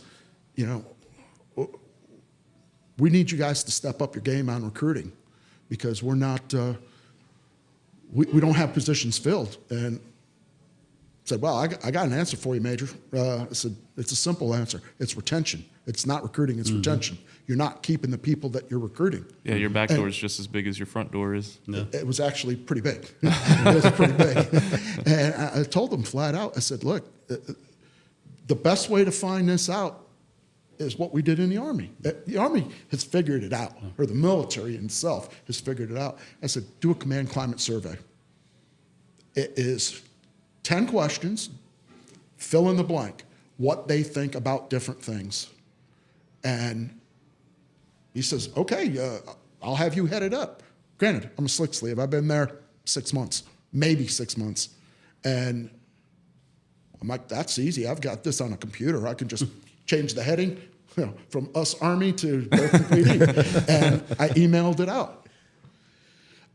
The responses I got back from people were, who is this guy and why is he leading this? And that was from leaders, intermediate leaders in that department. And he put his name on it. Well, I went to him face to face and I said, I'm doing this because you haven't, Sergeant. And he thought I was being disrespectful. I said, if you know that this is a problem, why haven't you done anything about it? You're a leader. You're responsible for everything that happens and fails to happen. Just like every other leader in this chain of command. So think about that. What have you done to make this a better place? It's like a foxhole. Every day you have to improve that foxhole. Every day. Well, it's kind of like you. You have to improve yourself every day as a leader. And if you're not doing that, you're failing yourself and you're failing the people that you're leading. And I feel like that's something important to do in the civil. You guys call it the civilian sector, right? Yeah. I didn't get the terminology. Yeah. In the civilian sector, that's something that's important to do too. And you take it one step further. That's something that I'll do with my wife. I sit down and sometimes I'll say, "What's it like sitting across from me? What am I like? Be honest with me, 100%. Tell me what it is that I need to do better, and what it is I'm doing well." I like hearing that, but tell me what it's like to be married to me. And then there was another time I remember, and these I'm saying this because these were the most pivotal times in my life when I've done things like this. And so I'm glad that you're talking about that because I think people in general need to do that, while also our businesses and law enforcement and public service entities would do really well for doing that kind of stuff. We did that. I'm a worship pastor. That's kind of what I grew up learning how to do, and I have my degree in music performance, and there was a church that I was leading at in Dothan that's called Church of the Crossing, but I was there before it is what it is now. And me and my associate worship pastor, we sat down with our entire team, and beforehand we had them all fill out exactly what you talked about. And so it's blowing my mind. Maybe that's where they got it from, because the guy, that was my associate worship pastor. He was National Guard, and he'd go and serve every other week. And so he's probably, that might be where he got it. I don't know. Anyway, so we did it. And we sat down in a circle and we read off everybody's answers to what it was like sitting under my leadership. And that was the most eye-opening time for me. But it took me having to humble myself and say, I'm going to listen to these things and see what it's actually like. What was the response whenever you did that? How did people respond to that? Humility is a leadership trait. That you got to have humility. I mean, the lowest level worker, whether it be a soldier, officer, someone in factory, they don't have all the other things that leaders have to worry about. Pay, taxes, who's going to fill this shift, who's going on this deployment. They think at the lowest level. They don't have all that other extraneous stuff. They'll give you the best answers of how to fix a problem. Mm-hmm. And I used to go regularly as a senior enlisted advisor to my lowest guys because they would give me the most honest and best answers. I mean, and brutally honest sometimes. And sometimes it's like, wow. You've got to have the ability to kind of open yourself up for that and be critiqued. You do. And not get mad. And not get mad. No. You can't take it personally. You asked for it too. It's constructive criticism. As long as, I'll say, as a battalion sergeant major, I interviewed every single soldier that was departing, whether they were permanent change of station, going somewhere else, or they were doing an ETS, expiration year time service, getting out of the Army. Interviewed every single one of them. And I would ask them, why are you leaving? If they had a plan, I want to go to college. I came in the Army for 4 years. I saved up. I want to go to college. Great. What college are you going to? What are you going to study? Let me know how you're doing. Tell me when you graduate. I'd like to be there. Every once in a while, you get that one soldier. Well, this place sucks. All right. Why haven't you been in my office? Why haven't you told me? Why haven't you told your leadership? What sucks? Tell me what sucks. Well, it just sucks. I was like, what? I need to know so I can fix it. Oh, you ain't going to fix it. The heck I ain't. Almost like one of them words. I said, the heck I ain't. I have the ability in this position to fix problems. That's my job. My job as a sergeant major was not specified. It was implied. The only specifics was when my commander says, sergeant major, I need you to handle this. That was it. Other than that, it was implied. I could run PT with whatever company, whatever platoon, go to whatever range I wanted to, whatever training they were doing, and routinely I did. I wasn't in my office except in the morning to change, and in the afternoon to read the emails. Other than that, I was out soldiers, because that's where I should be. How can you get that pulse of what's going on in that unit if you're not there? Because I'm the commander's senior enlisted advisor. I don't see that in the civilian sector. I have come in different assignments to my leadership and said, hey, look, if I identify a problem, I'm going to have potential solutions, and I've identified problems and said, look, this is how I see it. Well, what do you know? You're just a slick sleeve, or you're just a corporal, or you're just a sergeant. Okay, I'm just nobody, and you're supreme leader, but I still am going to bring it up to you, because if not, then I failed myself. If you find a leader that's always available and he's always in his office, and he's not doing things right. It's like, some of the talks I give, talking to chiefs and sheriffs specifically. If you're a chief or a sheriff or, a major or a captain, and you think that, hey, I'm just an administrative person now, it's probably time for you to go home. Amen. You need to be out there with the troops. It's true. Leaders listen. You got to listen to your folks. And it doesn't matter what career field it is. Leaders got to listen. And if you're not listening, you don't know what's going on. Well, it's taking self-inventory is what it is. It really is. And I like the way you put that, because, with what we do here, we've said this so many times, we try to focus, and it's changed a little bit. We try to focus on inspiring the next generation of law enforcement, first responders, military, whatever that may be. Let me use Andy's term, whatever the case may be. But no, we try to, we started out like that, but it's really kind of come down to, trying to inspire men, and even on a biblical level, inspire men to be men again. But what you're telling me is, even in a command position, even in that leadership position, it's always taking self-inventory. Always. If you're not taking self-inventory, and you have to have the ability to put yourself out there for the good and the bad.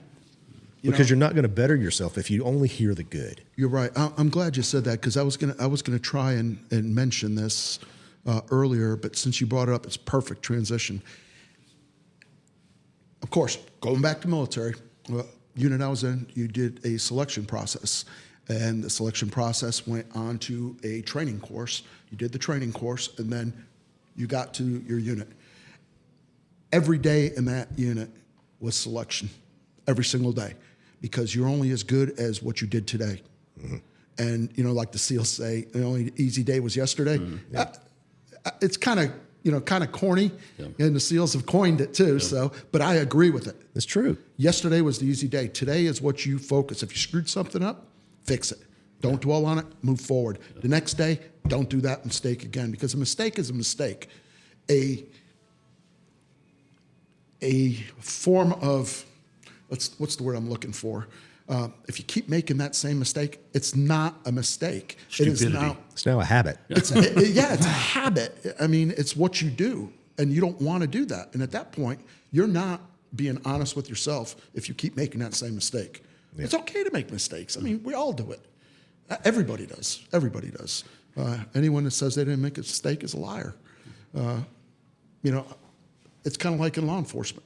Law enforcement, when you first start off, and even later on in life, you're going to make mistakes, making the wrong charge, and a person walks free, testifying and forgetting to mention a key item because it wasn't asked and you couldn't sneak it in when you're testifying. You made that mistake. You'll learn next time not to do that.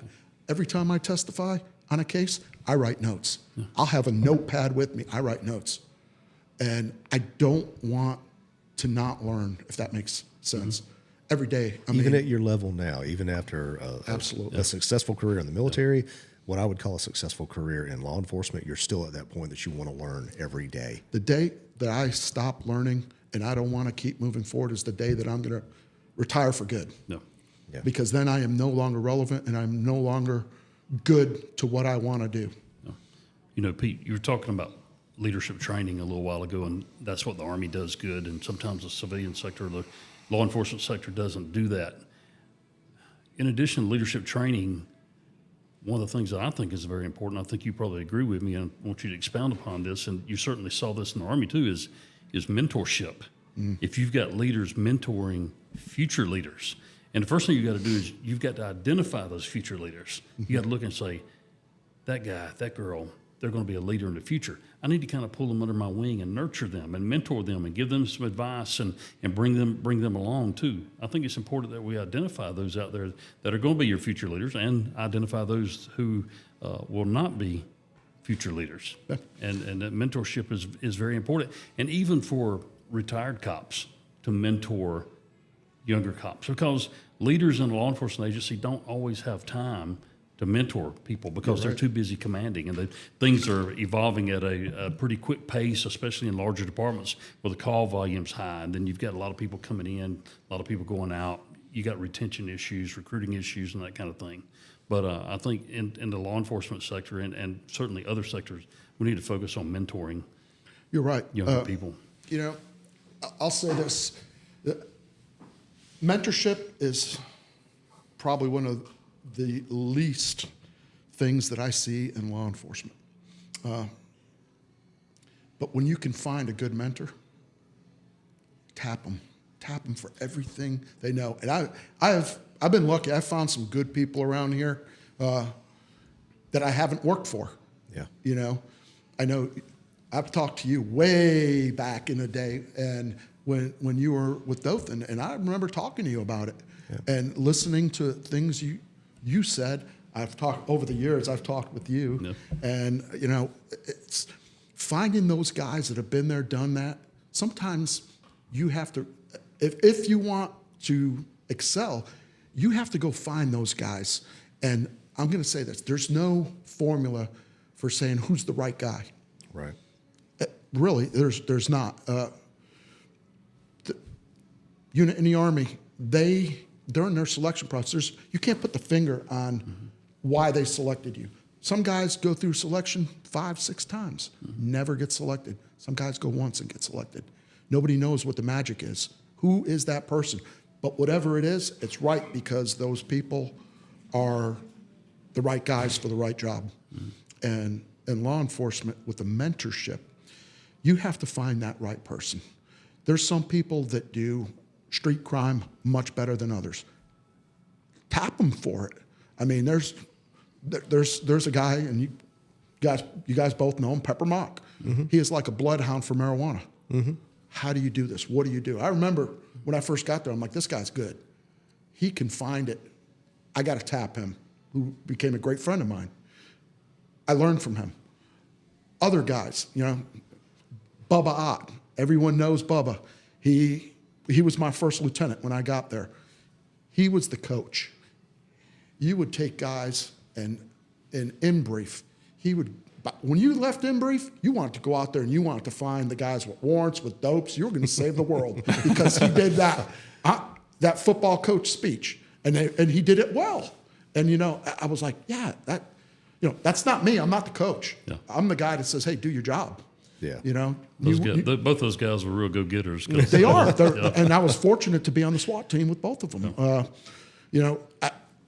No aspirations at all when I got there to be on the SWAT team. I just wanted to do law enforcement. The reason I became a cop is because I didn't like the way people drove. Well, I said, I'm going to fix that problem. Wow, that's hilarious. And I'm still known. Stop at a time. I'm still known as the traffic guy, but I've been fortunate enough. Bubba said, no, tomorrow morning. This was a Sunday. He says, tomorrow morning, bring shorts. And I said, well, we're off tomorrow. And he goes, nope, bring shorts. Meet me at the range. You're doing your SWAT assessment test. Yeah. What does that consist? Don't worry, I'll tell you when you get there. Yeah. I had no clue. July morning, 10:30 in the morning, and I'm out there running, was it two something miles on that obstacle course, full gear, throwing up, going, man, this is great. Yeah. Didn't you and I implement that test out there? Yeah. Brutal. We used to have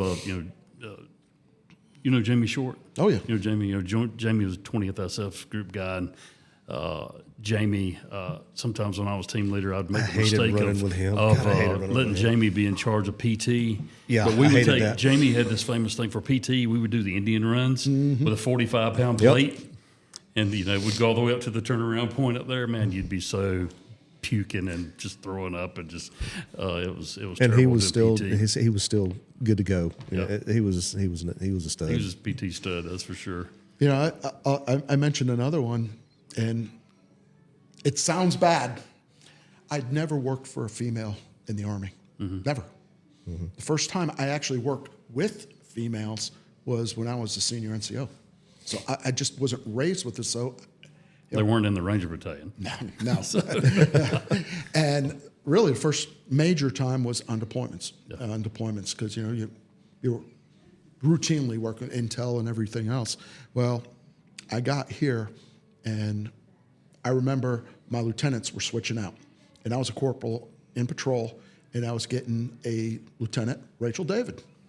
I said, I don't know. I don't want to work for a female. I've never worked for a female. I don't know how I'm going to react. And that was the male chauvinistic coming out of me. We all have little things in us, and with all the leadership experience I had, I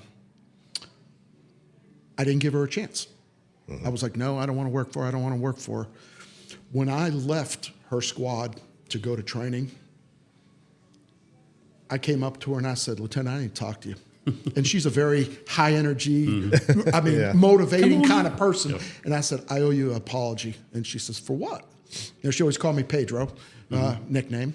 And she says, for what? And I said, I didn't want to work for you when you came here. And she's like, what? I thought we had a good relationship. I said, we do. But then I was apprehensive, and I wasn't giving her a chance.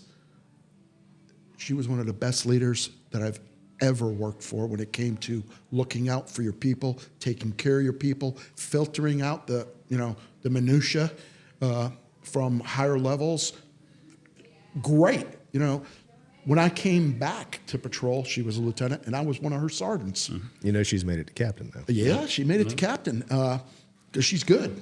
She's really good. At the end of your 3-day stint, you got 25 reports as a sergeant. You got to review and approve. She'd be like, "I'll take half of them." Yeah. Not her job, but knowing that I had a lot, I'm like, that's a leader. I was out on a scene with her, and we had a barricaded suspect. She turns to me, and she goes, SWAT guy, what do we need to do? And she's in charge. SWAT guy, what do I need to do? Okay, LT, this is what we got to do. And boom. I mean, she knew that wasn't her strength, and I did this all the time. You tell me what we need to do. The ability to turn that over. And humility. Humility. Humility. I mean, if I remember giving a class during our in-brief, our morning in-brief on leadership.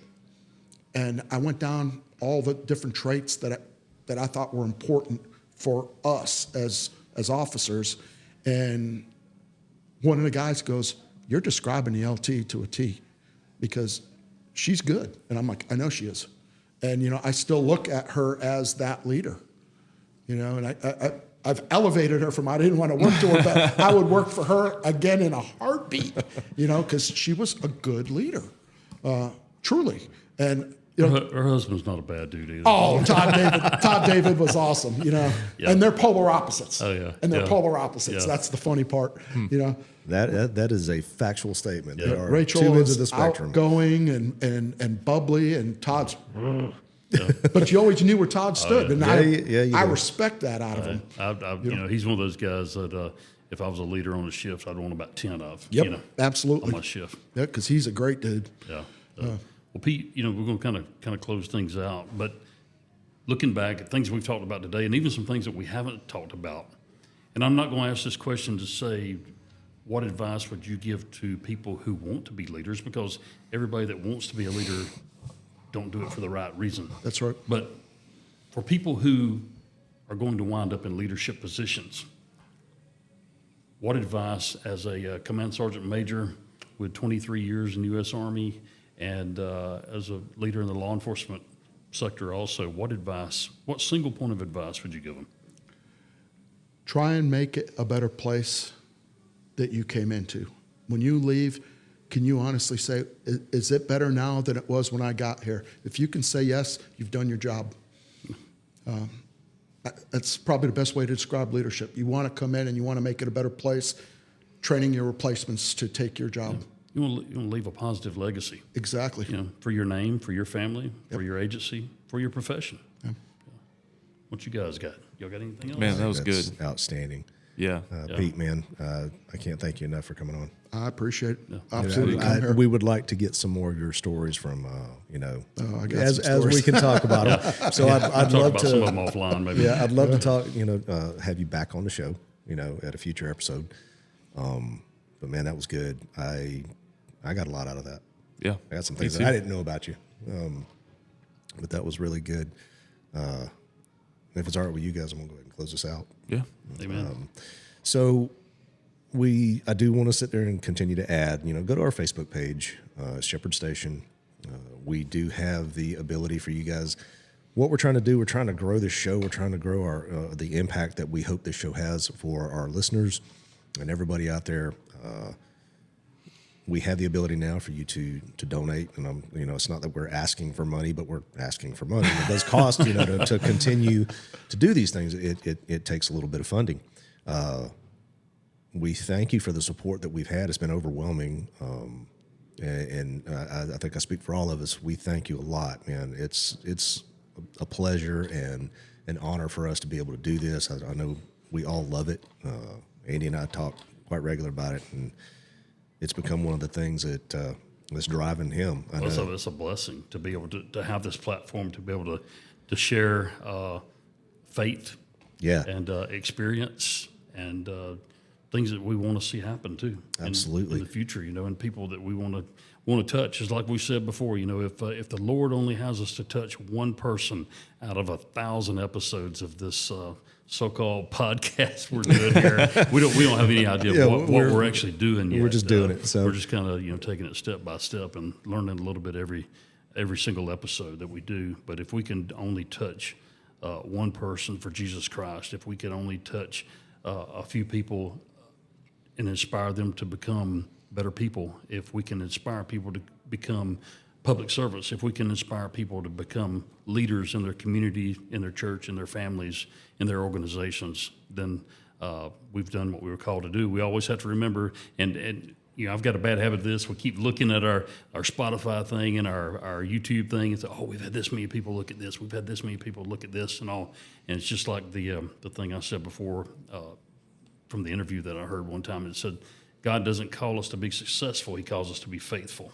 So if we do our job, he's definitely going to do his. Absolutely. Call them, and that's what it is, man. Be better men, better husbands, better fathers, better leaders in the community. That's what we want. That's our main focus. So like I said, it really does, help when you guys can give So, hit those likes. We're on Spotify, Apple, Google, anywhere you can get the podcast, YouTube. And now we're trying our hand at the video side of things. Don't look at the faces. We know we're ugly. But you guys keep listening, man, and help us out if you can. So share these episodes with all your friends on Facebook and other social media platforms. Let them know it's out there. And listen to our regular podcast episodes. They release every Tuesday.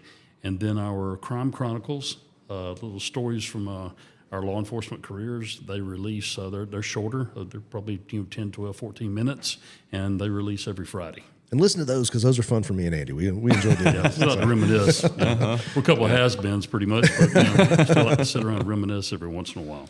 So with that, we thank you for listening to us. It's an honor. So, Thomas, would you mind closing us out with prayer? Absolutely, yeah. God, I just thank you for the opportunity to be able to just learn from Pete this morning. Father, I pray that you just bless his life and bless all the people that he is coming into contact with. We know that you are, that you're working in him. And Lord, I pray that through this episode that there's just one even that, like Andy said, that just comes to either know you, wants to know you, or just becomes a better leader in general. In their life, Father, that's our goal with this podcast, and we know it's been given to us by you, so help us be good stewards of it as we continue to do these things moving forward. In Jesus' name I pray, amen. Amen.